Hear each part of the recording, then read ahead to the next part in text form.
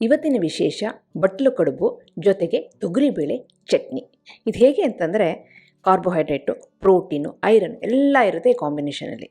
ಈ ಕಡುಬು ಜೊತೆ ಈ ಚಟ್ನಿನ ತಿಂದುಬಿಟ್ರೆ ಒಂದೇ ಸಾರಿ ಅಕ್ಕಿ ಹಿಟ್ಟು, ಸೊಪ್ಪು ಹಾಗೆಯೇ ತೊಗರಿಬೇಳೆ ಎಲ್ಲ ರುಚಿನೂ ಕೊಡುತ್ತೆ ಈ ಕಡುಬು. ಇದನ್ನು ಹದವಾಗಿ ರುಚಿಯಾಗಿ ಮಾಡೋದು ಹೇಗೆ ಅಂತ ನೋಡೋಣ. ನಾನು ಆಶಾ, ನಿಮಗೆಲ್ಲರಿಗೂ ಅಡುಗೆ ಸಾಧನಕ್ಕೆ ಸ್ವಾಗತ. ಈ ಕಡುಬಿನ ಹಿಟ್ಟು ಮಾಡೋದಕ್ಕೋಸ್ಕರ ಇಲ್ಲಿ 1.5 ಕಪ್ಪಿನಷ್ಟು ನೀರನ್ನು ಒಂದು ಪ್ಯಾನಿಗೆ ಹಾಕ್ಕೊಂಡು ಅದಕ್ಕೆ 1/4 ಟೀ ಸ್ಪೂನಷ್ಟು ತುಪ್ಪನ ಸೇರಿಸ್ಕೊಂಡಿದ್ದೀನಿ. ಹಾಗೆಯೇ 1 ಟೇಬಲ್ ಸ್ಪೂನಷ್ಟು ಜೀರಿಗೆನ ಕೈನಲ್ಲಿ ಈ ರೀತಿ ಉಜ್ಜಿ ಸೇರಿಸ್ತಾ ಇದ್ದೀನಿ. ಒಳ್ಳೆ ಸುವಾಸನೆ ಬರುತ್ತೆ, ರುಚಿನೂ ಬರುತ್ತೆ ಅಂತ. ಜೊತೆಗೆ ರುಚಿಗೆ ತಕ್ಕಷ್ಟು ಉಪ್ಪಿನ ಪುಡಿನೂ ಸಹ ನಾನು ಈ ಹಂತದಲ್ಲೇ ಸೇರಿಸ್ತಾ ಇದ್ದೀನಿ. ಇವಾಗ ಈ ನೀರು ಜೊತೆಗೆ ಜೀರಿಗೆ, ಉಪ್ಪು, ತುಪ್ಪ ಎಲ್ಲ ಹಾಕಿದ್ದೀನಲ್ವಾ, ಇದು ಚೆನ್ನಾಗಿ ಕುದೀಲಿ. ಈ ರೀತಿ ಕುದೀತಾ ಇರಬೇಕು. ಒಂದು ಸಾರಿ ಈ ರೀತಿ ಕುದೀತಿದೆ ಅಂದಾಗ ಇದಕ್ಕೆ ಅಕ್ಕಿ ಹಿಟ್ಟನ್ನ ಸೇರಿಸ್ಬೇಕಾಗತ್ತೆ. 1.5 ಕಪ್ಪಿನಷ್ಟು ನಾವು ನೀರನ್ನ ಸೇರಿಸಿದ್ದೀವಲ್ಲ, ಅದಕ್ಕೆ 1 ಕಪ್ಪಿನಷ್ಟು ಅಕ್ಕಿ ಹಿಟ್ಟನ್ನು ಸೇರಿಸಬೇಕಾಗುತ್ತೆ. ಅಕ್ಕಿ ಹಿಟ್ಟು ಹೆಚ್ಚು ಕಡಿಮೆ ನಾವು ಮುಂದೆನೂ ಸಹ ಮಾಡ್ಕೋಬೋದು, ಪ್ರಾಬ್ಲಮ್ ಇಲ್ಲ. ಒಂದು ಅಕ್ಕಿ ಹಿಟ್ಟಿಗೆ ಜಾಸ್ತಿ ನೀರು ಬೇಕಾಗುತ್ತೆ, ಒಂದು ಅಕ್ಕಿ ಹಿಟ್ಟಿಗೆ ಕಮ್ಮಿ ನೀರು ಬೇಕಾಗುತ್ತೆ, ನೋಡಿಕೊಂಡು ಹಾಕ್ಕೊಳ್ಳಿ. ಈಗ ಫ್ಲೇಮನ್ನು ಆಫ್ ಮಾಡಿಬಿಟ್ಟು ಈಗ ಕುದೀತಿರುವಂಥ ನೀರಿನಲ್ಲಿ ಈ ಹಿಟ್ಟನ್ನು ಚೆನ್ನಾಗಿ ಮಿಕ್ಸ್ ಮಾಡ್ತಾಯಿದ್ದೀನಿ. ಒಂದು ಸಾರಿ ಹಿಟ್ಟು ನೀರು ಎಲ್ಲ ಚೆನ್ನಾಗಿ ಮಿಕ್ಸ್ ಆಗಿದೆ ಅಂದಾಗ ಇದನ್ನು ನಾವು ಮುಚ್ಚಿಬಿಟ್ಟು ಹಾಗೆ ಬಿಡೋಣ. ಆ ಬಿಸಿನಲ್ಲೇ ಈ ಹಿಟ್ಟು ಚೆನ್ನಾಗಿ ಬೆಂದ್ಕೋಬೇಕಾಗುತ್ತೆ. ಎಷ್ಟು ಚೆನ್ನಾಗಿ ಬೇಯುತ್ತೋ ಈ ಹೀಟಿನಲ್ಲಿ ಅಷ್ಟು ಚೆನ್ನಾಗಿ ಕಡುಬು ಸಾಫ್ಟಾಗಿ ಬರುತ್ತೆ, ಕಟ್ಟಾಗೋದಿಲ್ಲ. ನಾವು ಅದನ್ನು ಬಟ್ಲು ಥರ ಮಾಡಬೇಕಾದ್ರೆ ಬೆಂದ ಮೇಲೂ ಸಹ ಅದು ಮೃದುವಾಗಿರುತ್ತೆ, ಕಟ್ಟಾಗದೇ ಶೇಪಲ್ಲೇ ಇರುತ್ತೆ. ಇದು ಮುಚ್ಚಿಬಿಟ್ಟು ಸೈಡ್ಗೆ ಇಡೋಣ. ಆ ಹೀಟ್ನಲ್ಲೇ ಹಾಗೆ ಇರಲಿ.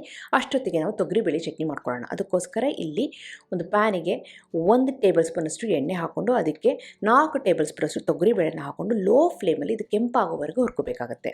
ಇವಾಗ ತೊಗರಿಬೇಳೆ ಅರ್ಧ ಆಗಿದೆ, ಇನ್ನೇನು ಕೆಂಪಾಗಬೇಕು. ಆ ಸ್ಟೇಜಿನಲ್ಲಿ ಇದಕ್ಕೆ ಖಾರಕ್ಕೆ ತಕ್ಕಂತೆ 4-5 ಬ್ಯಾಡಗಿ ಮೆಣಸಿನಕಾಯಿ, ಒಂದು 7-8 ಬೆಳ್ಳುಳ್ಳಿ, 1 ಇಂಚಿನಷ್ಟು ಹುಣಸೆ ಹಣ್ಣು ಅಷ್ಟನ್ನು ಹಾಕ್ಕೊಂಡು ಚೆನ್ನಾಗಿ ಹುರ್ಕೊಳ್ತಾ ಇದ್ದೀನಿ. ಬೇಳೆ ಮಾತ್ರ ಕೆಂಪಾಗಬೇಕು, ಅಲ್ಲಿವರೆಗೆ ಹುರ್ಕೋಬೇಕಾಗುತ್ತೆ. ಆವಾಗಲೇ ಚಟ್ನಿ ರುಚಿಯಾಗಿ ಬರುತ್ತೆ. ಬೇಳೆನ ಸರಿಯಾಗಿ ಹುರಿಲ್ಲ ಅಂತಂದರೆ ಈ ಚಟ್ನಿ ರುಚಿಯಾಗಿ ಬರೋದಿಲ್ಲ. ಹಾಗಾಗಿ ಬೇಳೆ ಮಾತ್ರ ಕೆಂಪಾಗಿ ಹುರ್ಕೋಬೇಕು. ಆ ಬೇಳೆ ಹುರಿಬೇಕಾದ್ರೆ ಅದಕ್ಕೆ ಬೆಳ್ಳುಳ್ಳಿನೂ ಹುರ್ಕೊಳ್ತಾ ಇದ್ದೀನಿ, ಜೊತೆಗೆ ಕೆಂಪು ಮೆಣಸಿನಕಾಯಿನೂ ಹುರ್ಕೊಳ್ಳೋದ್ರಿಂದ ಟೇಸ್ಟ್ ಚೆನ್ನಾಗಿ ಬರುತ್ತೆ, ಹಸಿ ವಾಸನೆ ಬರೋದಿಲ್ಲ. ಈಗ ನೋಡಿದರೆ ಬೇಳೆ ಚೆನ್ನಾಗಿ ಕೆಂಪಾಗಿದೆ. ಈಗ ಫ್ಲೇಮನ್ನು ಆಫ್ ಮಾಡಿಬಿಟ್ಟು ನಾವು ಇದಕ್ಕೆ ಹಸಿ ತೆಂಗಿನಕಾಯಿ ತುರಿನ ಸೇರಿಸಬೇಕಾಗುತ್ತೆ. ಒಂದು 3 ಟೇಬಲ್ ಸ್ಪೂನಷ್ಟು ಹಸಿ ತೆಂಗಿನಕಾಯಿ ತುರಿನ ಸೇರಿಸೋಣ. ಸೇರಿಸ್ಬಿಟ್ಟು ಆ ಬಿಸಿನಲ್ಲೇ ಅದನ್ನು ಚೆನ್ನಾಗಿ ಮಿಕ್ಸ್ ಮಾಡೋಣ. ಆವಾಗ ಏನಾಗುತ್ತೆ ಅಂತಂದರೆ ಚಟ್ನಿ ಜಾಸ್ತಿ ಹೊತ್ತು ಫ್ರೆಶ್ ಆಗಿ ಟೇಸ್ಟಿಯಾಗಿ ಇರುತ್ತೆ. ತೆಂಗಿನಕಾಯಿ ತುರಿನ ನಾವು ಬಿಸಿ ಮಾಡಿಲ್ಲ ಅಂತಂದರೆ ಒಂದು 2-3 ಗಂಟೆನಲ್ಲಿ ಇದು ಟೇಸ್ಟ್ ಚೇಂಜ್ ಆಗೋಗ್ಬಿಡುತ್ತೆ. ತೆಂಗಿನಕಾಯಿ ತುರಿನ ಬಿಸಿ ಮಾಡಿರೋದ್ರಿಂದ ಇದು ತುಂಬ ಹೊತ್ತು ರುಚಿಯಾಗಿ ಫ್ರೆಶ್ ಆಗಿರುತ್ತೆ. ಹಾಗೆಯೇ ರುಚಿಗೆ ತಕ್ಕಷ್ಟು ಕಲ್ಲುಪ್ಪನ್ನು ಸೇರಿಸಿ ಇದನ್ನು ನಾವು ಮಿಕ್ಸಿ ಜಾರ್ನಲ್ಲಿ ನೈಸಾಗಿ ರುಬ್ಕೋಬೇಕಾಗತ್ತೆ. ರುಬ್ಬಬೇಕಾದ್ರೆ ಎಷ್ಟು ನೀರು ಬೇಕೋ ಅಷ್ಟು ನೀರನ್ನ ಹಾಕ್ಕೊಂಡು ಈ ಹದದಲ್ಲಿ ನಾನಿವತ್ತು ರುಬ್ಕೊಂಡಿದ್ದೀನಿ. ಇನ್ನು ಸ್ವಲ್ಪ ಗಟ್ಟಿಯಾಗಿ ರುಬ್ಕೊಂಡ್ರೆ ಬಿಸಿ ಅನ್ನಕ್ಕೆ ತುಪ್ಪ ಹಾಕ್ಕೊಂಡು ಈ ಚಟ್ನಿನ ಹಾಕ್ಕೊಂಡು ಕಲ್ಸ್ಕೊಂಡು ತಿನ್ನೋಕ್ಕೂ ಸಹ ಸೂಪರಾಗಿರುತ್ತೆ. ಇವಾಗ ಲಾಸ್ಟಿಗೆ ಎಣ್ಣೆ, ಹಿಂಗು ಹಾಗೆಯೇ ಸಾಸಿವೆ, ಕೆಂಪು ಮೆಣಸಿನಕಾಯಿ ಒಗ್ಗರಣೆ ಸೇರಿಸಿದ್ರೆ ಅದ್ಭುತವಾದಂಥ ತೊಗರಿಬೇಳೆ ಚಟ್ನಿ ರೆಡಿ. ಈ ಸೈಡಿನಲ್ಲಿ ಹಿಟ್ಟನ್ನು ನಾನು ಮುಚ್ಚಿ ಇಟ್ಟಿದ್ದೆ. ಒಂದು 15-20 ನಿಮಿಷ ಚೆನ್ನಾಗಿ ಆರಿದೆ.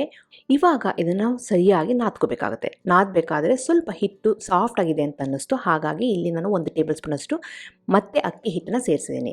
ಅಕಸ್ಮಾತ್ ಸ್ವಲ್ಪ ತೆಳ್ಳಗಾಗಿದೆ ಅಂತಂದರೆ ನೀವು ಹಿಟ್ಟನ್ನು ಸೇರಿಸ್ಕೋಬೋದು. ಸ್ವಲ್ಪ ಗಟ್ಟಿಯಾಗಿದೆ ಅಂತಂದರೆ ಸ್ವಲ್ಪ ಬಿಸಿ ನೀರನ್ನ ಹಾಕ್ಕೊಂಡು ಕಲಿಸ್ಕೋಬೋದು, ಹೆಚ್ಚು ಕಡಿಮೆ ಮಾಡ್ಕೋಬೋದು. ಈ ಹಂತದಲ್ಲಿ ಪ್ರಾಬ್ಲಮ್ ಏನಿಲ್ಲ. ಮೊದಲು ಒಂದು ಸ್ಟೇಜಿಗೆ ಮಾಡ್ಕೊಬಿಟ್ಟು ಆಮೇಲೆ ಸ್ವಲ್ಪ ತೆಳ್ಳಗಿದೆ ಅಂದರೆ ಸ್ವಲ್ಪ ಹಿಟ್ಟನ್ನು ಸೇರಿಸ್ಕೊಳ್ಳಿ, ಸ್ವಲ್ಪ ಗಟ್ಟಿ ಇದೆ ಅಂದರೆ ಸ್ವಲ್ಪ ಬಿಸಿ ನೀರನ್ನ ಸೇರಿಸ್ಕೊಳ್ಳಿ. ಲಾಸ್ಟಿಗೆ ಇಲ್ಲಿ ಸಣ್ಣಗೆ ಕತ್ತರಿಸಿದಂಥ ಮೆಂತ್ಯ ಸೊಪ್ಪನ್ನು ಸೇರಿಸ್ತಾ ಇದ್ದೀನಿ. ಮೆಂತ್ಯ ಸೊಪ್ಪನ್ನು ಮೊದಲೇ ಹಾಕಿಬಿಟ್ರೆ ಈ ಕಡುಬು ಹಸಿರು ಕಲರ್ ಬಂದುಬಿಡುತ್ತೆ. ಕುದಿಯೋ ನೀರಿಗೆ ಹಾಕ್ಬಿಟ್ಟು ಕೆಲವರು ಮಾಡ್ತಾರೆ, ಆಗೇನಾಗೋಗ್ಬಿಡುತ್ತೆ ಸೊಪ್ಪಿನ ಕಲರ್ ಚೇಂಜ್ ಆಗೋಗ್ಬಿಡುತ್ತೆ. ಹಾಗೆಯೇ ಕಡುಬು ಸಹ ಹಸಿರು ಕಲರ್ ಬರುತ್ತೆ. ಲಾಸ್ಟಿಗೆ ಹಾಕಿ ಚೆನ್ನಾಗಿ ಮಿಕ್ಸ್ ಮಾಡಿಬಿಟ್ಟು ಉಂಡೆ ಕಟ್ಟಿದರೆ ಎಲೆಯ ಥರ ಕಾಣುತ್ತೆ. ಟೇಸ್ಟು ಸಹ ಅಷ್ಟು ಚೇಂಜ್ ಆಗೋದಿಲ್ಲ, ಅದ್ಭುತವಾಗಿರುತ್ತೆ ತಿನ್ನೋದಕ್ಕೆ. ಈಗ ಸಮಗಾತ್ರದಲ್ಲಿ ಉಂಡೆಗಳನ್ನ ಮಾಡ್ಕೊಳ್ತಾ ಇದ್ದೀನಿ. ತಗೊಂಡಂಥ 1 ಕಪ್ಪಿನಷ್ಟು ಅಕ್ಕಿ ಹಿಟ್ಟಿನಲ್ಲಿ 15 ಉಂಡೆಗಳು ಆಗಿದ್ದಾವೆ. ಇಲ್ಲಿ ಒಂದು ಸ್ಟೀಮರ್ ಪ್ಲೇಟಿಗೆ ಸ್ವಲ್ಪ ಎಣ್ಣೆನ ಹಚ್ಕೊಂಡು ರೆಡಿ ಮಾಡ್ಕೊಂಡಿದ್ದೀನಿ. ಆಮೇಲೆ ಉಂಡೆಗಳನ್ನ ತಗೊಂಡು ಮತ್ತೆ ಚೆನ್ನಾಗಿ ನಾದಬೇಕು. ಚೆನ್ನಾಗಿ ನಾದಿದ್ರೆ ಏನಾಗುತ್ತೆ ಅಂದರೆ ಈ ರೀತಿ ಬಟ್ಲು ಶೇಪನ್ನ ಕೊಡಬೇಕಾದ್ರೆ ಅದು ಕಟ್ಟೋಗೋದಿಲ್ಲ. ಈಗ ನೋಡಿ ಪರ್ಫೆಕ್ಟ್ ಆಗಿದೆ. ಹಿಟ್ಟು ಕರೆಕ್ಟಾಗಿ ಬಂದಿರೋದ್ರಿಂದ ಬಟ್ಲನ್ನು ನಾವು ಕರೆಕ್ಟಾಗಿ ಮಾಡಬಹುದು. ಈಗ ಎಲ್ಲ ಬಟ್ಲು ಶೇಪಲ್ಲಿ ಮಾಡಿ ಸ್ಟೀಮರ್ ಪ್ಲೇಟ್ನಲ್ಲಿ ಇಟ್ಟಿದ್ದೀನಿ. ಈ ಸೈಡಿನಲ್ಲಿ ಇಡ್ಲಿ ಪಾತ್ರೆಯಲ್ಲಿ ನೀರು ಚೆನ್ನಾಗಿ ಕುದೀತಿರೋ ಅಂಥ ನೀರಿನಲ್ಲಿ ಈ ಸ್ಟೀಮರ್ ಪ್ಲೇಟ್ನ ಇಟ್ಬಿಟ್ಟು ಆಮೇಲೆ ಫ್ಲೇಮ್ನ ಮೀಡಿಯಮಲ್ಲಿ ಇಟ್ಕೊಂಡು ಇದನ್ನು ಒಂದು 8-10 ನಿಮಿಷ ಬೇಯಿಸಬೇಕಾಗುತ್ತೆ. 8-10 ನಿಮಿಷ ಆದಮೇಲೆ ಸೂಪರಾಗಿರೋಂಥ ಬಟ್ಲು ಕಡುಬು ರೆಡಿಯಾಗಿದೆ. ತುಂಬಾ ಸಾಫ್ಟಾಗಿ ಬಂದಿರುತ್ತೆ. ಯಾಕೆ ಅಂತಂದರೆ ನಾವು ಹಿಟ್ಟನ್ನು ಕುದಿ ನೀರಿನಲ್ಲಿ ಹಾಕ್ಕೊಂಡು ಚೆನ್ನಾಗಿ ಮಿಕ್ಸ್ ಮಾಡಿ ಹಾಗೆ ಬಿಟ್ಟು ಅದರ ಮೇಲೆ ನಾವು ಚೆನ್ನಾಗಿ ನಾದ್ಬಿಟ್ಟು ಈ ಶೇಪ್ನಲ್ಲಿ ಕೊಟ್ಟು ನಾವು ಆವಿನಲ್ಲಿ ಬೇಯಿಸೋದ್ರಿಂದ ಸಾಫ್ಟಾಗಿರುತ್ತೆ. ಜೊತೆಗೆ ತೊಗರಿಬೇಳೆ ಚಟ್ನಿ ಎಕ್ಸಲೆಂಟ್ ಕಾಂಬಿನೇಷನ್ನು. ಈ ತೊಗರಿಬೇಳೆ ಚಟ್ನಿನ ಈ ಕಡುಬು ಜೊತೆ ತಿಂತಾ ಇದ್ದರೆ ಆಹಾ, ಇಷ್ಟು ಅದ್ಭುತವಾಗಿದೆಯಪ್ಪ ಅನಿಸುತ್ತೆ ಈ ತಿಂಡಿ. ನಿಮಗೆಲ್ಲ ಈ ರೆಸಿಪಿ ಇಷ್ಟ ಆಗಿದೆ ಅಂತ ಅಂದ್ಕೊಂಡಿದ್ದೀನಿ. ಖಂಡಿತವಾಗ್ಲೂ ಟ್ರೈ ಮಾಡಿ ಹೇಗೆ ಬಂತು ಅಂತ ನನ್ನ ಕಮೆಂಟ್ ಸೆಕ್ಷನ್ ದಯವಿಟ್ಟು ತಿಳಿಸಿ. ಹಾಗೆ ನೀವಿನ್ನು ಅಡುಗೆ ಸಾಧನಕ್ಕೆ ಸಬ್ಸ್ಕ್ರೈಬ್ ಆಗಿಲ್ಲ ಅಂದರೆ ತಡ ಯಾಕೆ, ಈಗಲೇ ಸಬ್ಸ್ಕ್ರೈಬ್ ಆಗಿ ಪಕ್ಕದಲ್ಲಿರುವ ಬೆಲ್ ಬಟನ್ ಕೂಡ ಟಚ್ ಮಾಡಿ. ನಿಮಗೆ ವಿಡಿಯೋ ಇಷ್ಟ ಆಯಿತು ಅಂದರೆ ಲೈಕ್ ಬಟನ್ನ ಕ್ಲಿಕ್ ಮಾಡಿ, ಫ್ರೆಂಡ್ಸ್ ಆ್ಯಂಡ್ ಫ್ಯಾಮಿಲಿ ಜೊತೆ ಶೇರ್ ಮಾಡಿ, ವಾಟ್ಸಪ್ಪಲ್ಲಿ ಶೇರ್ ಮಾಡಿ. ಮತ್ತೊಂದು ಇಂಟ್ರೆಸ್ಟಿಂಗ್ ರೆಸಿಪಿಯೊಂದಿಗೆ ಭೇಟಿ ಆಗ್ತೇನೆ. ಎಲ್ಲವರಿಗೆ thank you. Bye bye, see you.